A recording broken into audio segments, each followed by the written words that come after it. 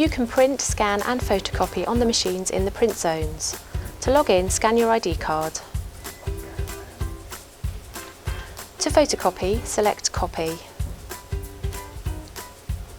You can change any settings before copying. Place the item on the scanning bed.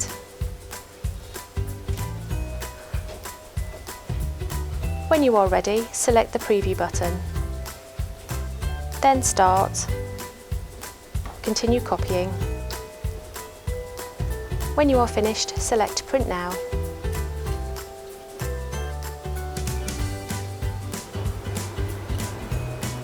Then log out when you have finished. You can ask staff for help at any time.